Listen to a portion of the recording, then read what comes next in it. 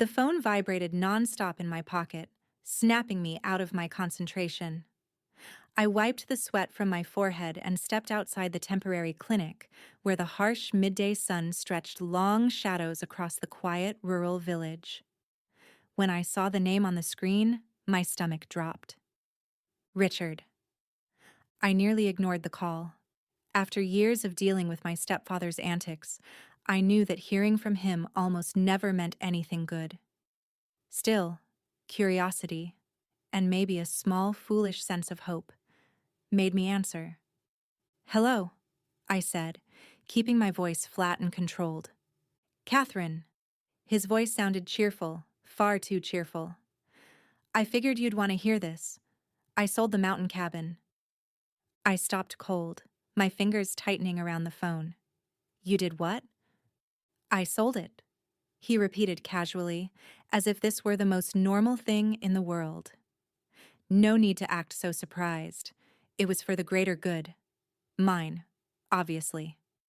He gave a smug laugh that sent a surge of anger through me.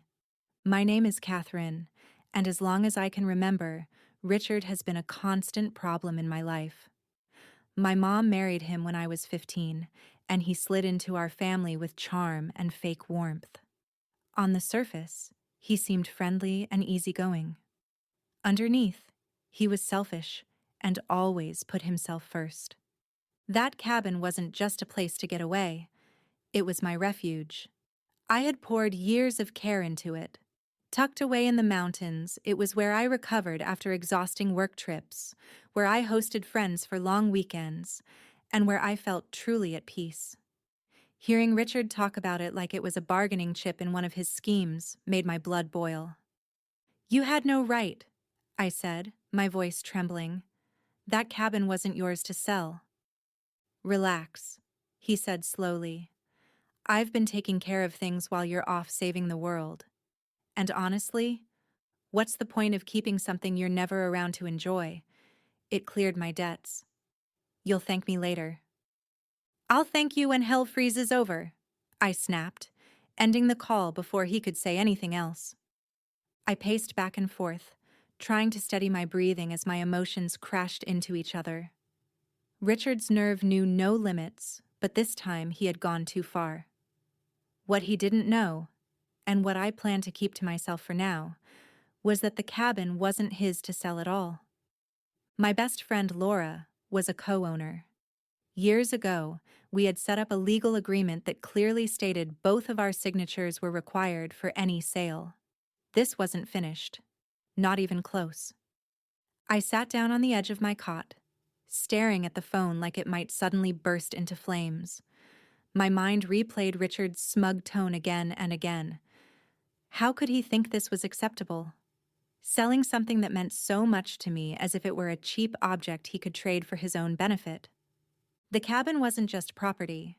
It was a lifeline. I spent my childhood summers there, chasing fireflies and hiking with my mom before she remarried. After she passed away, the cabin became my anchor, the one thing that felt solid when everything else seemed to fall apart. Richard never understood that. To him, it was just another asset to use, just like so many other things he had interfered with over the years. But this wasn't a minor inconvenience or a small favor gone wrong. This was my home. I tapped Laura's name in my contacts and waited. "Hey, Kathy, what's going on?" she asked brightly when she answered. "Richard sold the cabin," I blurted out, unable to hide the anger in my voice. There was a long pause. "He did what?" "Apparently, he needed money to pay off gambling debts," I said bitterly. "He thinks he can do whatever he wants, but our co-ownership agreement makes that impossible. He doesn't have the authority to sell it without your approval." She let out a low whistle. "He really thought he could pull this off? That man has no shame." "None at all," I agreed. "I'm going to need your help dealing with this. I'll finish my volunteer assignment and head home as soon as I can. In the meantime, can you pull up the legal documents? I want to be ready when I get back." "You got it," Laura said firmly. "We'll handle this together." When I ended the call, An unexpected calm washed over me. Richard thought he had outplayed me. He assumed I was too far away to fight back. What he didn't realize was that I wasn't the frightened teenager who once let him walk all over me. I was an adult now, with knowledge, support, and the law on my side. And if Richard believed this story was finished, he was about to get a very harsh wake-up call. The next few days slipped by in a haze as I wrapped up my volunteer assignment.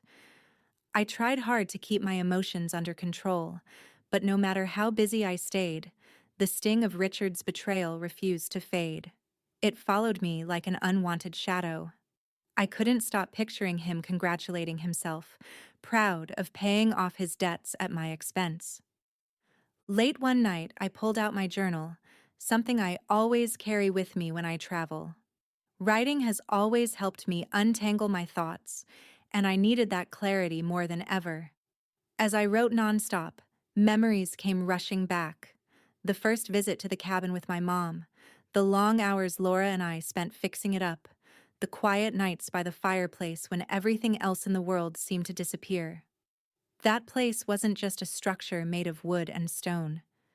It was part of who I was.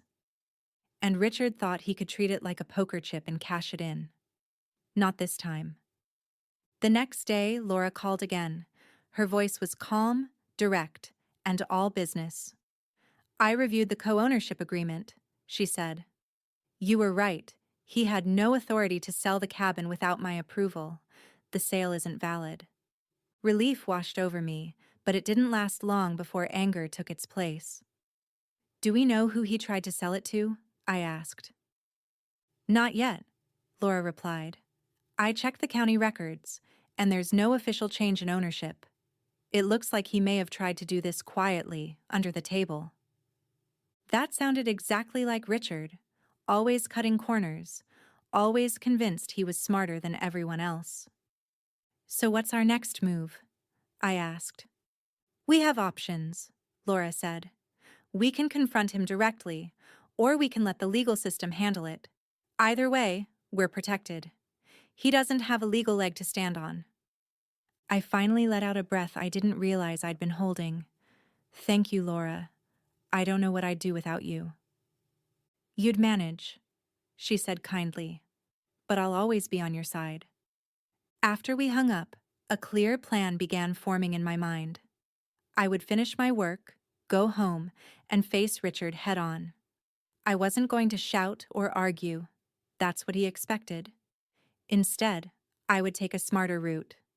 I'd use the one thing Richard always underestimated: my ability to think ahead. He believed he had already won. But by the time this was over, he would understand that he had misjudged me for the last time. When I finally got home, the first thing that struck me was the silence. Normally, the cabin greeted me with a deep sense of calm. This time, the quiet felt heavy and unsettling. My plants were slightly wilted. Mail was stacked by the door, and the refrigerator was nearly empty. I set my bags down and took a deep breath, feeling the weight of what I was about to do settle firmly on my shoulders. Before I even had a chance to unpack, my phone buzzed. It was Richard. I considered letting the call roll to voicemail, but then I stopped myself. No, this was the moment to deal with him directly. "Well, well," Richard said when I answered, his voice coated in fake friendliness. "If it isn't my globe-trotting stepdaughter. Back to real life at last, huh?" "What do you want, Richard?" I asked, skipping the small talk. "I just wanted to check on you," he replied, sounding far too pleased with himself. "Make sure you're not still upset about the cabin. It's gone now, so there's no point crying over spilled milk." My jaw tightened. "That's interesting," I said evenly, "because from what I can see, it's not gone at all. Laura and I reviewed the ownership records. The sale never went through. You can't sell something that isn't yours." There was a brief silence on the line, just long enough to tell me I'd hit a nerve. "That's nonsense," Richard snapped, his voice suddenly sharp. "The buyer paid cash. The paperwork is taken care of. It's a done deal. No, it isn't, I replied calmly. Laura and I co-own the cabin. Without her consent, the sale is legally invalid. On paper, it still belongs to us. His laugh sounded forced and brittle. You really think you're clever, don't you? Always acting like the perfect daughter. Always trying to control everything. You have no idea how hard things have been for me, Catherine. I did what I had to do. You stole from me, I said without hesitation. And now you expect sympathy? You made your choices, Richard. Now you'll have to deal with the consequences. He ended the call abruptly. I stood there with the phone in my hand, my body trembling with a mix of anger and satisfaction. For years, I had allowed Richard to twist situations, guilt me into silence, and take advantage of my patience. That chapter was over. This wasn't just about the cabin anymore. It was about taking back my boundaries, my voice, and my peace of mind. The next morning, I sat at the kitchen table with my laptop open, carefully reviewing the documents Laura had sent. The co-ownership agreement couldn't have been clearer. Neither of us could sell the cabin without the other's written approval. What Richard had done wasn't just wrong, it was outright illegal. My thoughts were cut short by a sharp knock on the door. When I opened it, Richard stood there, wearing his usual self-satisfied expression. Mind if I come in? He asked, already stepping past me before I could respond. I crossed my arms and watched as he settled into one of my chairs like he owned the place. What do you want, Richard? Look, Catherine, he began, his voice heavy with condescension. I know you're upset, but you need to understand my situation. I was desperate. The people I owed money to weren't exactly patient. I lifted an eyebrow. And you honestly thought stealing my property was the answer? Borrowing, he corrected quickly, as if that somehow made it acceptable. I was planning to make it right once my luck changed. I would have paid you back every single penny. I let out a short, bitter laugh. Your luck? That's what you were counting on? Richard, you've been gambling money away for as long as I've known you, and it has never ended well. Why would this time be any different? He shifted in his seat, clearly uncomfortable, but his confidence returned almost instantly. You're making a big deal out of nothing. It's just a cabin. You're barely there anyway. Why not let someone else get some use out of it? Because it's mine, I shot back. Because it's my home. You don't get to decide what matters to me or what I do with my own property. And for the record, Laura cares about it just as much as I do. Your little sale is invalid, and you know it. His expression darkened, and for the first time, I saw a flash of something close to fear. You wouldn't actually go to the authorities, would you?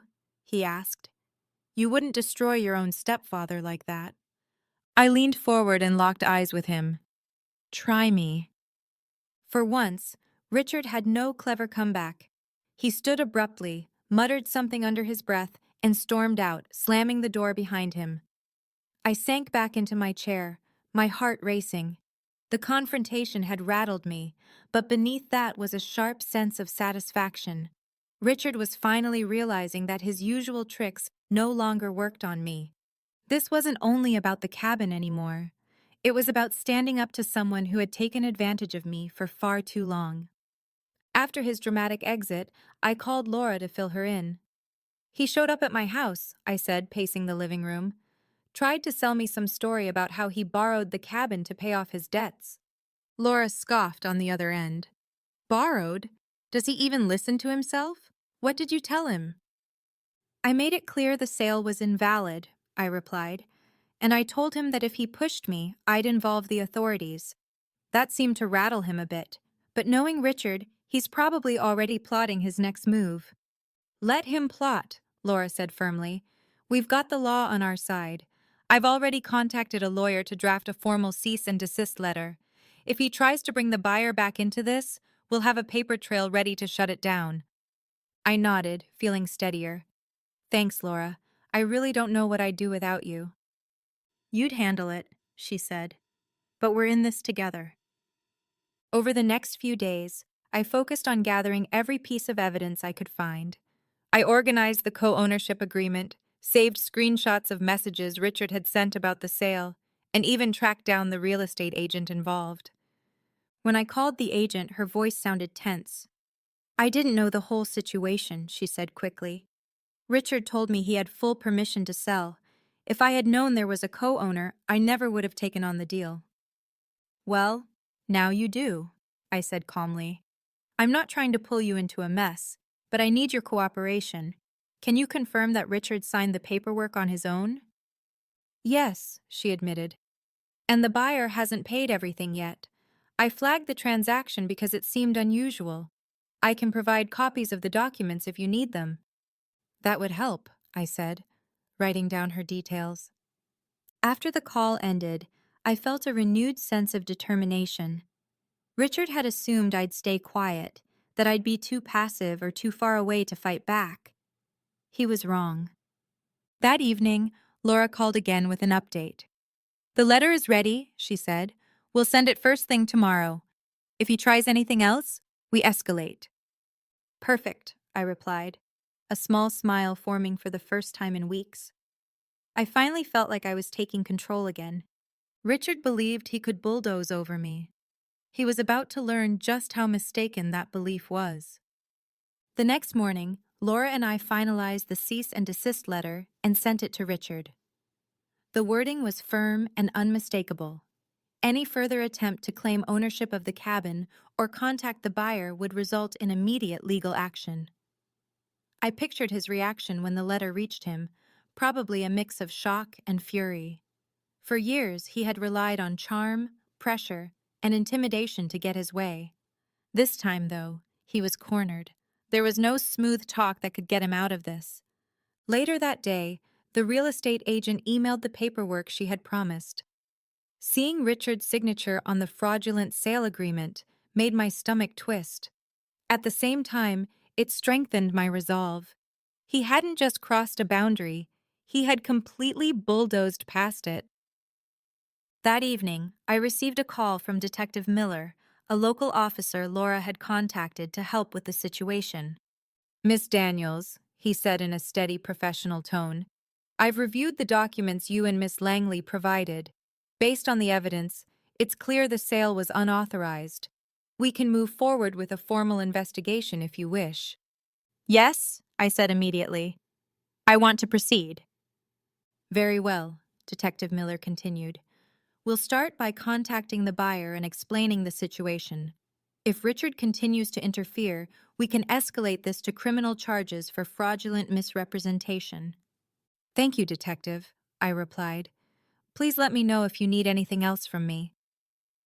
After the call ended, I felt both relieved and tense. Things were in motion now, and there was no turning back. The following day, Richard called. His voice was sharp with anger, but underneath it, I could hear desperation. Do you have any idea what you've done, Catherine? He snapped. You're destroying everything. No, Richard, I said calmly. I'm protecting what's mine. You brought this on yourself. You're so ungrateful, he sneered.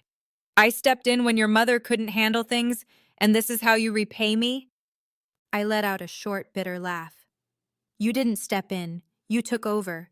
You manipulated, lied, and used people to get what you wanted. And now you're facing the consequences. He started to argue, but I stopped him. This conversation is over. If you have anything else to say, speak to my lawyer. I ended the call and leaned back in my chair, my heart pounding. Richard's control over me was finally gone. I was the one in charge now. 2 days later, Detective Miller called with an update. Miss Daniels, he said, we've spoken with the buyer, and they've agreed to halt the transaction. They were unaware of the co-ownership agreement and are cooperating fully. Relief washed over me. That's great news. Does that mean the sale is officially void? Yes, he confirmed. The cabin remains under your and Miss Langley's ownership. However, we'll keep the case open to address your stepfather's fraudulent actions. Do you wish to press charges? I paused for only a moment. Yes, I said firmly. I want him held accountable. Understood, Detective Miller replied. We'll proceed accordingly. Thank you for your cooperation. After the call, I took a long, deep breath. For the first time in weeks, a sense of calm settled in. The cabin was safe, and Richard's schemes were falling apart. Later that afternoon, I called Laura to share the update. The sale is officially void, I told her. The buyer has backed out, and the cabin is ours again. That's a huge win, Laura said, clearly excited. What about Richard? The police are moving forward with their investigation, I explained. He's not getting away with this. Good, she said. It's about time someone stood up to him. Her words stayed with me long after we hung up. For years, I had let Richard get away with so much. His manipulation, his entitlement, his total disregard for boundaries. This time, I fought back, and it felt like a turning point, not just in this situation, but in how I handled everything in my life. That evening, I went to the cabin for the first time since returning home. As soon as I stepped inside, a wave of emotion hit me. The scent of the wood-paneled walls, the familiar creak of the floorboards. It all reminded me why this place mattered so deeply. I sat by the fireplace and let the quiet of the mountains surround me. This was my refuge, the place where I made memories, celebrated milestones, and found calm in the middle of life's chaos. And it was still mine, despite everything Richard had tried to take from me. For the first time in a long while, I allowed myself to smile. I wasn't just reclaiming property, I was reclaiming a part of myself. A week later, Detective Miller called with the final update.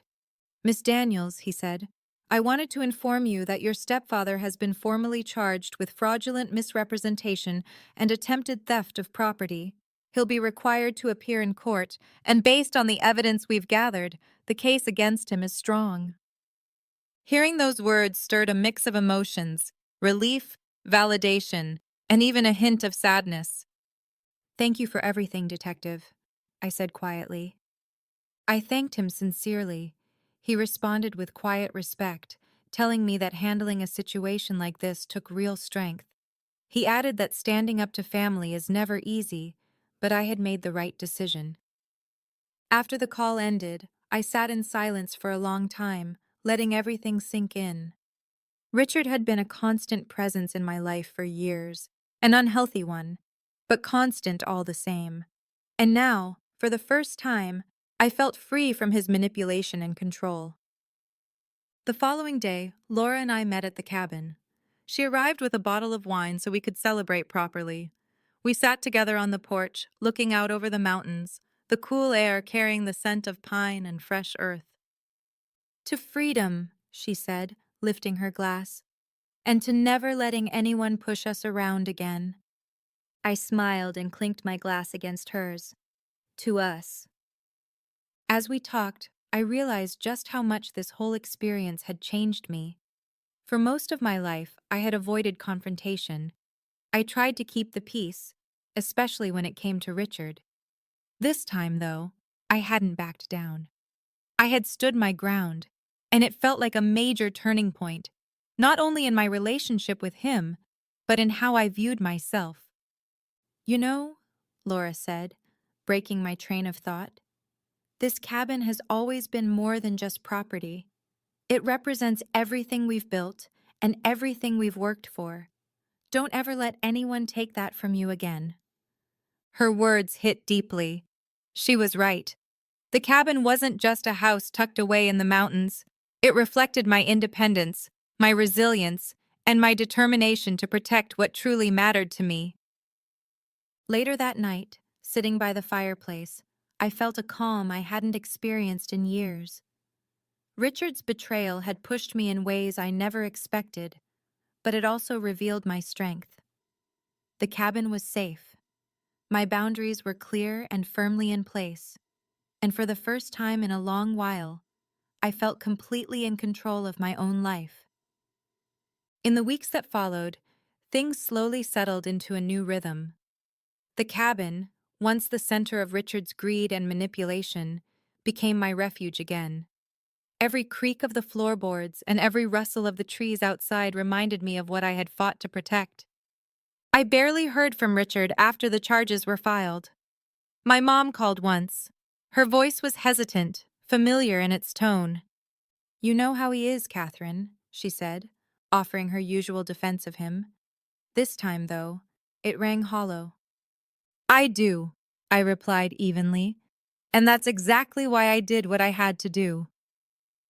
She didn't argue. For the first time, there was no guilt, no pressure, no plea to fix things, just a quiet sigh before she said, "I hope you find peace." "I already have," I said, and I meant it. Laura and I spent the next few weekends making small improvements to the cabin. We painted the porch, repaired part of the roof, and planted wildflowers along the edge of the property. With every nail we hammered and every brushstroke we added, it felt like I was reclaiming more than just a place. I was reclaiming myself. One evening, as we sat on the porch watching the sun dip below the mountains, Laura turned to me. "So what's next for you, Kathy?" she asked. "You took back the cabin. You stood up to Richard. What's your next big move?" I thought about it for a moment, surprised by how clear the answer felt. "I'm going to keep doing what I love," I said. "Volunteering, traveling, living my life on my terms. But this time, I'm not letting anyone else decide how I live it." She smiled and raised her glass. "To that." As the days passed, I reflected often on everything this experience had taught me. It wasn't just about the cabin, or even about Richard. It was about recognizing my own strength. For years, I had let his behavior shape how much I pushed back and how much I tolerated. Now I knew better. I was capable of setting boundaries and holding them, even when it made others uncomfortable. The cabin became a symbol of that growth, a reminder that I didn't have to sacrifice my peace or my values for someone else's comfort. One evening, as the sun slipped behind the mountains, I stood on the porch and breathed in the cool, pine-scented air. For the first time in years, I felt truly at home, not just in the cabin, but in my own life.